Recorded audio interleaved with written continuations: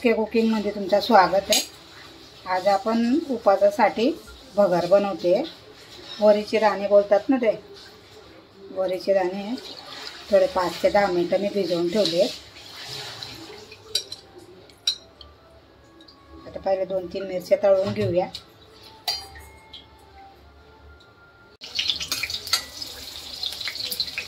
ते आपल्या तळून झाल्या, काढून घेते।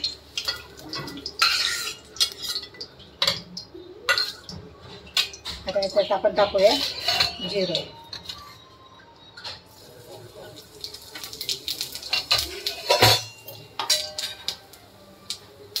मिरच्या कापून घेतल्यात। मिरच्या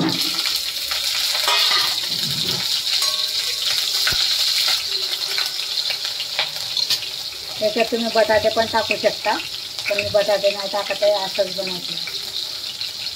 आता भगर टाकून घेऊया।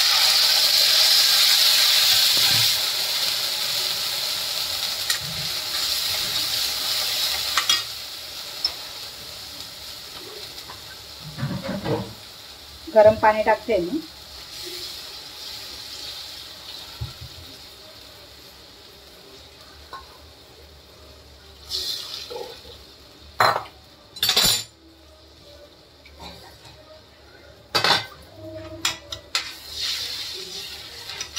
मीठ घालूया।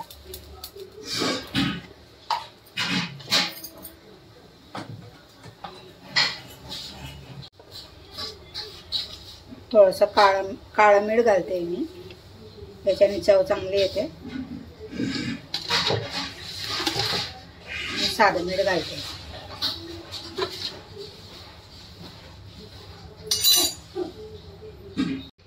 मिक्स करूया।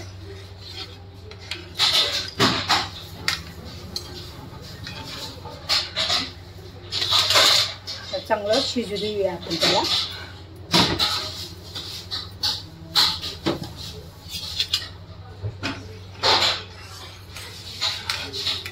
पाणी तुमच्या अंदाजानं घालायचं, किती भगर आहे तेवढं। वरीचे दाणे म्हणतात ना याला, आम्ही भगर म्हणतो इकडे, आमच्याकडे भगर म्हणतात, आम्ही भगर बोलतो। आता याच्यात आपण थोडंसं शेंगदाण्याचं कूट घालूया।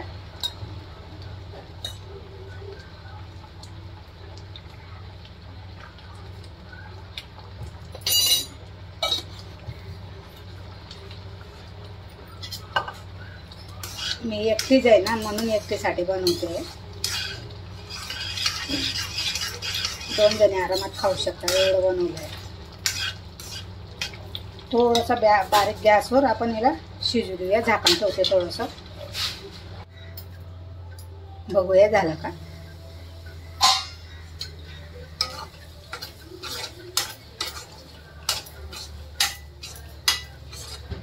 अजून आहे पाणी थोडंसं।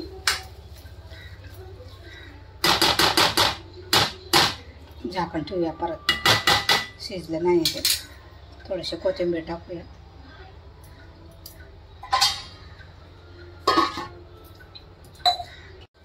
बघूया।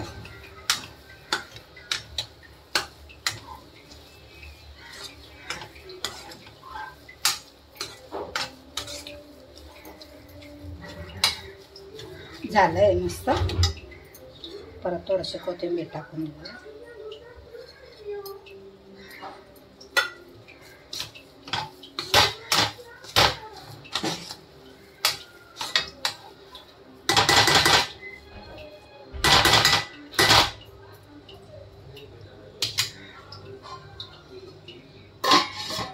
याला झाकून ठेवूया, थंड झाल्यावर मग गॅस बंद करते मी आता।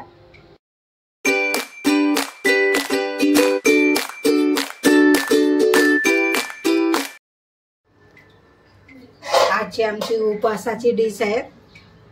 तुम्हाला कशी वाटली? लाईक, शेअर, सबस्क्रायबर आणि आमची रेसिपीला असाच प्यार द्या।